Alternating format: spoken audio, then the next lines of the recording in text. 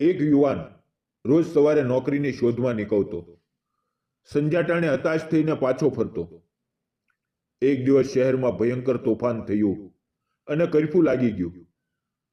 4-5 દિવસ સુધી શહેર થંભી ગયું. જીવન અટકી ગયું. ભૂખ અને ડરનો માહોલ હતો. આવા સમયે જ્યારે કોઈ કોઈની મદદ કરવા તૈયાર નહોતું, ત્યારે એક હાથ લંબાયો, એક હાથ પકડ્યો અને પછી આગળ કંઈક એવું થયું જેણે બે અજાણ્યા જીવનને કાયમ માટે જોડી દીધા. તો ચાલો મિત્રો, આ અદ્ભુત પ્રેમ અને માનવતાની ગાથા સાંભળીએ. નમસ્કાર મિત્રો, આ વાર્તા છે રમેશ અને કાજલની. એક એવા પ્રેમની જેણે ગરીબી, સમાજના ડર અને ભૂતકાળના દર્દને પાર કરીને પોતાનો રસ્તો બનાવ્યો. રમેશ મૂળ ગામડાનો હતો, પણ શહેરમાં આવીને કંઈક મોટું કરવાનું સપનું જોતો હતો. તેણે બીકોમ સુધી ભણ્યો હતો, પણ નોકરી મળતી નહોતી. રોજ સવારે તે આશાભરી આંખો સાથે જુદા જુદા કાર્યાલયો, દુકાનો અને ફેક્ટરીઓના દરવાજા ખખડાવતો, પણ નિરાશા જ તેને હાથ લાગતી. સાંજે થાકેલો હારેલો તે પોતાના નાના ભાડાના મકાનમાં પાછો ફરતો અને રાતભર વિચારોમાં ખોવાયેલો રહેતો. તેની પાસે પૈસા નહોતા, પણ હૃદયમાં હિંમત અને આંખોમાં સપના જીવતા હતા. તેના ખિસ્સા ખાલી હતા, પણ આત્મવિશ્વાસ અડગ હતો. તે માનતો હતો કે એક દિવસ તેને તેની મહેનતનું ફળ જરૂર મળશે. રમેશ જે મકાનમાં રહેતો હતો, તેની બરાબર બાજુમાં એક નાનું જૂનું મકાન ખાલી પડ્યું હતું. એક દિવસ સવારે રમેશે જોયું કે એક સ્ત્રી અને એક નાનકડી બાળકી તે મકાનમાં સામાન ઉતારી રહ્યા હતા. સ્ત્રીની આંખોમાં થાક હતો, પણ ચહેરા પર એક અદમ્ય સંઘર્ષની રેખા સ્પષ્ટ દેખાતી હતી. બાળકી લગભગ 2 વર્ષની હશે. તેની નિર્દોષ આંખો આ નવા વાતાવરણને કુતૂહલથી નિહાળી રહી હતી. રમેશને લાગ્યું કે આ કોઈ નવું જીવન અહીં શરૂ થવા જઈ રહ્યું છે. એ સ્ત્રીનું નામ હતું કાજલ અને તેની પુત્રીનું નામ હતું પ્રીતિ. કાજલ વિધવા હતી. તેણે પોતાના પતિને અકાળે ગુમાવ્યા હતા અને ત્યારથી જીવનનો બોજ એકલા હાથે ઉઠાવી રહી હતી. તે રાજકોટમાં શાકભાજી વેચીને પોતાનું અને પોતાની નાનકડી દીકરીનું ગુજરાન ચલાવવા આવી હતી. સવારે વહેલી ઉઠીને મંડીમાંથી શાકભાજી લાવતી અને પછી પોતાના ઘરની બહાર જ એક નાનકડી લારી લગાવીને વેચતી. તેની મહેનત અને લગન રમેશને દૂરથી પણ દેખાતી હતી. પ્રીતિ તેની માતાની આસપાસ જ રમતી, ક્યારેક શાકભાજીના ઢગલા વચ્ચે સંતાકુકડી રમતી, તો ક્યારેક નિર્દોષ આંખોથી આવતા જતા લોકોને જોતી. રમેશ રોજ સવારે નોકરીની શોધમાં નીકળતો, ત્યારે કાજલની લારી પાસેથી પસાર થતો. કાજલ તેને જોઈને એક સ્મિત આપતી અને રમેશ પણ હળવું સ્મિત કરીને આગળ વધતો. સાંજે પાછા ફરતી વખતે આ ક્રમ ચાલુ રહેતો. તેમની વચ્ચે કોઈ શબ્દોની આપ-લે નહોતી થતી, પણ તેમની નજરો ઘણું કહી જતી. રમેશ કાજલની આંખોમાં છુપાયેલું દર્દ અને તેની મજબૂરી જોઈ શકતો હતો, જ્યારે કાજલ રમેશની આંખોમાં રહેલી નિરાશા અને છતાંય હિંમતને પારખી શકતી હતી. ક્યારેક પ્રીતિ રમેશને જોઈને હાથ હલાવતી અને રમેશ પણ હસીને તેને જવાબ આપતો. હવે ધીમે ધીમે આ રોજિંદા મુલાકાતો એક અદ્રશ્ય બંધન બાંધી રહી હતી. જીવન તેની ગતિએ ચાલતું હતું, પણ કિસ્મતને કંઈક બીજું જ મંજૂર હતું. એક દિવસ શહેરમાં અચાનક તણાવ વધ્યો. કોઈ અજાણ્યા કારણોસર 2 જૂથો વચ્ચે ઘર્ષણ થયું અને પરિસ્થિતિ એટલી વણસી કે શહેરમાં કર્ફ્યુ લાદી દેવામાં આવ્યો. 1 દિવસ, 2 દિવસ, 3 દિવસ કર્ફ્યુ હટવાનું નામ જ નહોતો લેતો. 4-5 દિવસ સુધી આખું શહેર થંભી ગયું. દુકાનો, બજારો, કાર્યાલયો બધું જ બંધ. લોકો ઘરમાં પૂરાઈ ગયા. બહાર નીકળવાની મનાઈ હતી. આ પરિસ્થિતિમાં સૌથી વધુ મુશ્કેલી એવા લોકોને થઈ જેઓ રોજ કમાઈને રોજ ખાતા હતા. કાજલ પણ તેમાંથી એક હતી. તેની શાકભાજીની લારી બંધ થઈ ગઈ. ઘરમાં જે થોડું ઘણું અનાજ હતું તે પણ ખતમ થવા આવ્યું. પ્રીતિ ભૂખથી રડતી હતી અને કાજલનું હૃદય ચીરાઈ જતું હતું. તેની પાસે પૈસા નહોતા અને બહારથી કંઈ ખરીદી શકાય તેમ પણ નહોતું. તેની આંખોમાં નિરાશા અને લાચારી સ્પષ્ટ દેખાતી હતી. તે લાચાર હતી. પોતાની દીકરીને ભૂખી જોઈને તેનું કાવજું કકોવી ઉઠતું હતું. રમેશ પણ પોતાના ઘરમાં પૂરાયેલો હતો. તેની પાસે પણ બહુ પૈસા નહોતા, પણ તેના ઘરમાં થોડું અનાજ હતું. તેણે કાજલની પરિસ્થિતિનો અંદાજ લગાવ્યો. તેને યાદ આવ્યું કે છેલ્લા 2 દિવસથી કાજલની લારી બંધ હતી અને પ્રીતિનો અવાજ પણ સંભળાતો નહોતો. તેનું હૃદય દ્રવી ઉઠ્યું. આવા સમયે માનવતા સૌથી મોટો ધર્મ બની જાય છે. તેણે વિચાર્યું કે પોતે ભૂખ્યો રહી શકે છે, પણ એક નાનકડી બાળકી અને તેની માતાને ભૂખ્યા રહેવા દેવા એ પાપ છે. હિંમત કરીને કર્ફ્યુનો ભંગ કરીને રમેશ પોતાના ઘરમાંથી થોડો ઘઉંનો લોટ, દાળ અને ચોખા લઈને કાજલના ઘર તરફ ગયો.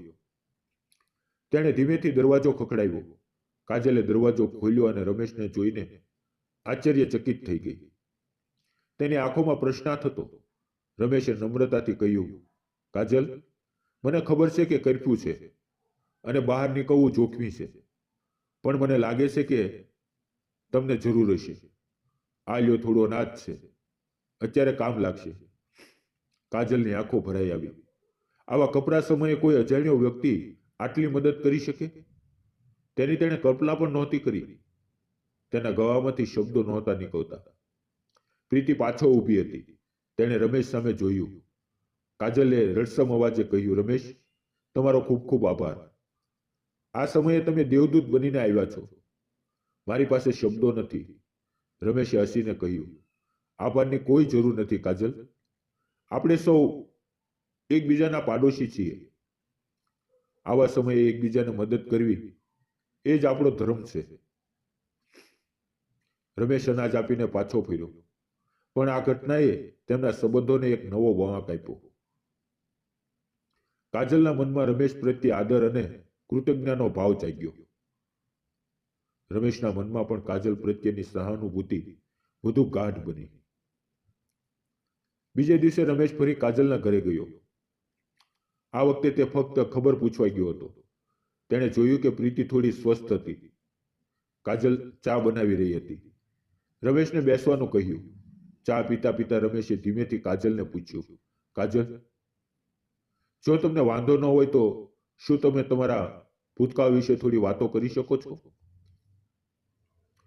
મને લાગે છે કે તમે ઘણી મુશ્કેલીઓમાંથી પસાર થયા છો.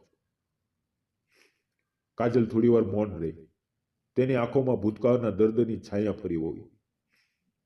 તેણે એક ઊંડો શ્વાસ લીધો અને ધીમેથી પોતાની કહાની કહેવાનું શરૂ કર્યું. રમેશ, મારું જીવન ક્યારેય સરળ નહોતું. હું ભાવનગરના એક નાના ગામડાની છું. મારા લગ્ન અજય સાથે થયા હતા. અજય ખૂબ ભલો માણસ હતો. તે શાળાની બાજુમાં એક નાસ્તાની દુકાન ચલાવતો હતો. અમારી નાનકડી દુકાન સારી ચાલતી હતી. અમે બંને ખૂબ ખુશ હતા. પ્રીતિના જન્મ પછી તો અમારી ખુશીનો પાર નહોતો. અમારું નાનકડું કુટુંબ સુખી હતું. ભલે પૈસા ઓછા હોય, પણ પ્રેમ ભરપૂર હતો. અમે સપના જોતા હતા કે પ્રીતિ મોટી થશે, ભણશે અને અમારું નામ રોશન કરશે. પણ કિસ્મતને કંઈક બીજું જ મંજૂર હતું. કાજલનો અવાજ ભરાઈ આવ્યો. તેની આંખોમાંથી આંસુ સરી પડ્યા. રમેશે તેને શાંતિથી સાંભળી. કાજલે રૂમાલથી આંસુ લૂછીને આગળ કહ્યું, એક દિવસ અજયને અચાનક પેટમાં દુખાવો થયો. અમે તેને દવાખાને લઈ ગયા, પણ ડોક્ટરો કંઈ સમજી શકે તે પહેલા જ તે અમને છોડીને જતો રહ્યો. હાર્ટ એટેક આવ્યો હતો. મારી દુનિયા ઉથલ પાથલ થઈ ગઈ.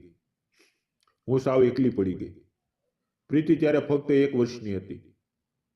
કાજલ ફરી રડી પડી. રમેશનું હૃદય પણ દ્રવી ઉઠ્યું.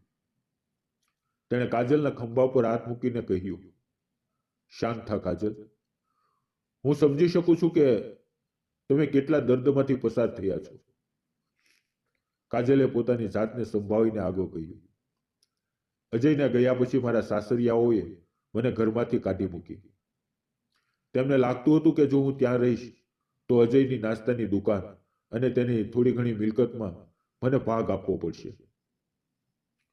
તેમણે મને અને મારી નાનકડી પ્રીતિને સાવ બેઘર કરી દીધા. કોઈએ મારી મદદ ન કરી. હું મારા પિયર ગઈ, પણ ત્યાં પણ મારા ભાઈ ભાભીને હું બોજ લાગતી હતી. છેવટે મેં હિંમત કરીને રાજકોટ આવવાનું નક્કી કર્યું. મને લાગ્યું કે અહીંયા હું કોઈને ઓળખતી નથી, તો કોઈ મને હેરાન નહીં કરે. અહીંયા આવીને મેં શાકભાજી વેચવાનું શરૂ કર્યું, જેથી પ્રીતિને 2 ટકનું ભોજન આપી શકું. કાજલની આંખોમાં દર્દ, ગુસ્સો અને લાચારીનો મિશ્ર ભાવ હતો. રમેશ તેને શાંતિથી સાંભળી રહ્યો હતો. તેને કાજલ પ્રત્યે અપાર સહાનુભૂતિ થઈ. તેને લાગ્યું કે આ સ્ત્રી કેટલી મજબૂત છે, જે આટલા દુઃખ સહન કરીને પોતાની દીકરી માટે જીવી રહી છે. કર્ફ્યુ હટ્યા પછી જીવન ધીમે ધીમે પાટા પર ચડવા લાગ્યું.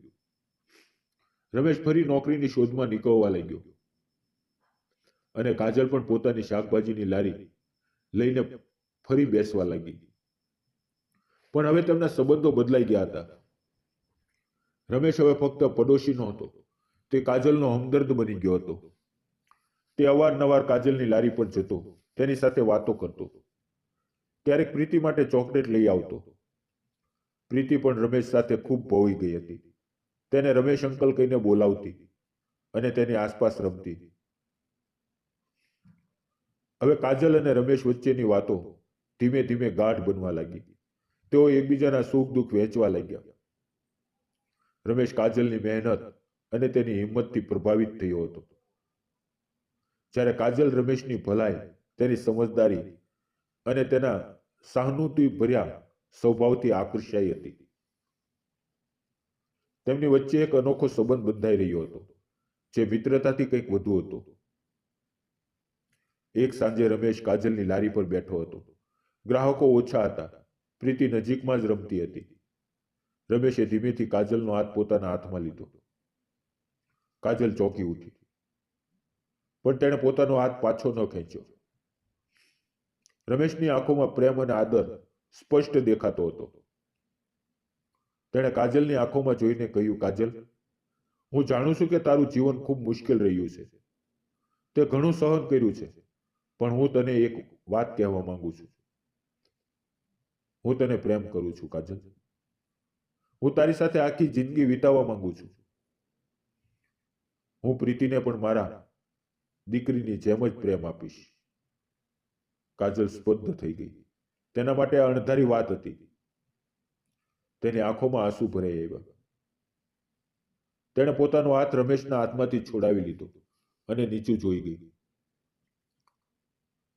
તેના મનમાં અનેક વિચારો ઘૂમરાઈ રહ્યા હતા. સમાજ શું કહેશે? એક વિધવા સ્ત્રી ફરી લગ્ન કરે, તે સમાજને મંજૂર હશે? પ્રીતિનું શું થશે? આ બધા પ્રશ્નો તેના મનમાં ઉદ્ભવ્યા. રમેશે કાજલનો ચહેરો પોતાના હાથમાં લીધો અને તેને ઉપર ઉઠાવ્યો. તેણે કહ્યું, કાજલ, મને ખબર છે કે તને સમાજનો ડર લાગે છે. તને લાગે છે કે લોકો શું કહેશે, પણ હું તને વિશ્વાસ અપાવું છું કે હું તારો સાથ ક્યારેય નહીં છોડું. હું તને અને પ્રીતિને ખુશ રાખીશ. આપણે સાથે મળીને આ દુનિયાનો સામનો કરીશું. સાચો પ્રેમ ક્યારેય સમાજના નિયમોથી બંધાતો નથી, તે હૃદયથી થાય છે. તારા ભૂતકાળથી મને કોઈ ફરક નથી પડતો. મને ફક્ત તારો પ્રેમ અને તારો સાથ જોઈએ છે. રમેશના શબ્દોમાં એટલી સચ્ચાઈ હતી, એટલો વિશ્વાસ હતો કે કાજલનું હૃદય પીગળી ગયું. તેની આંખોમાંથી આંસુની ધારા વહેવા લાગી. આ આંસુ દર્દના નહોતા, પણ ખુશીના હતા, આશાના હતા. તેણે રમેશ સામે જોયું. તેની આંખોમાં પ્રેમ અને આભારનો ભાવ હતો. ધીમે ધીમે તેણે માથું હલાવીને હા પાડી. હા રમેશ, હા. કાજલ માંડ માંડ બોલી શકી. રમેશ ખુશીથી ઝૂમી ઉઠ્યો. તેણે કાજલને પોતાના બાહુપાશમાં લઈ લીધી. કાજલ તેની છાતી સરખી વળગીને ધ્રુજકે ને ધ્રુજકે રડી પડી. આ રુદન વર્ષોના દર્દ, એકલતા અને સંઘર્ષ પછી મળેલી શાંતિનું હતું. રમેશે તેના માથા પર હાથ ફેરવીને તેને શાંત પાડી. પ્રીતિ પણ દોડીને તેની પાસે આવી અને રમેશના પગ પકડીને ઊભી રહી. રમેશે પ્રીતિને પણ પોતાની પાસે ખેંચી લીધી અને ત્રણેય એકબીજાને વળગી પડ્યા. તે ક્ષણ જાણે સમય થંભી ગયો હોય એવી હતી. એક નવા જીવનની શરૂઆત થઈ રહી હતી. રમેશ અને કાજલે લગ્ન કરવાનો નિર્ણય લીધો. સમાજના કેટલાક લોકોને આ વાત કરી, કેટલાક ટીકા પણ કરી, પણ રમેશ અને કાજલે કોઈની પરવા ન કરી. તેમને એકબીજા પર અને પોતાના પ્રેમ પર પૂરો વિશ્વાસ હતો. તેમણે સાદાઈથી પણ ધામધૂમથી લગ્ન કર્યા. રમેશના મિત્રો અને કાજલના કેટલાક શુભ ચિંતકોએ તેમને મદદ કરી. તે દિવસ તેમના જીવનનો સૌથી ખુશીનો દિવસ હતો. કાજલના ચહેરા પર વર્ષો પછી સાચી ખુશી દેખાઈ રહી હતી અને પ્રીતિ પણ પોતાની નવી દુનિયામાં ખુશ હતી. તેને એક પિતાનો પ્રેમ મોહી રહ્યો હતો, જેની તે હંમેશા જરૂર હતી. લગ્ન પછી રમેશે વધુ મહેનત કરવાનું શરૂ કર્યું. તેને એક નાનકડી નોકરી મળી ગઈ અને કાજલ પણ તેની સાથે શાકભાજી વેચતી. બંને સાથે મળીને કામ કરતા, એકબીજાને ટેકો આપતા. ધીમે ધીમે તેમના ઘરમાં ખુશી અને સમૃદ્ધિ આવવા લાગી. પ્રીતિને સ્કૂલમાં દાખલ કરવામાં આવી. રમેશ તેના માટે એક આદર્શ પિતા બન્યો અને કાજલને એક પ્રેમાળ પતિનો સાથ મળ્યો. તેમની નાનકડી દુનિયામાં પ્રેમ, હાસ્ય અને સમજણથી ભરાઈ ગઈ. મિત્રો, આ વાર્તા આપણને શીખવે છે કે સાચો પ્રેમ ક્યારેય અમીરી, ગરીબી, જાતિ, ધર્મ કે સમાજના બંધનોથી માપી શકાતો નથી. તે હૃદયના સંબંધોથી બંધાય છે. માનવતા અને પ્રેમ કાયમ રહે છે. રમેશ અને કાજલે સાબિત કર્યું કે જો હૃદયમાં સચ્ચાઈ અને એકબીજા પ્રત્યે આદર હોય તો કોઈ પણ મુશ્કેલીનો સામનો કરી શકાય છે. મિત્રો, પ્રેમ એ એવી શક્તિ છે જે સૌથી અંધારી રાતમાં પણ આશાનો દીવો પ્રગટાવી શકે. તો મિત્રો, તમને શું લાગે છે? રમેશે કાજલ સાથે લગ્ન કરીને સાચું કર્યું કે ખોટું?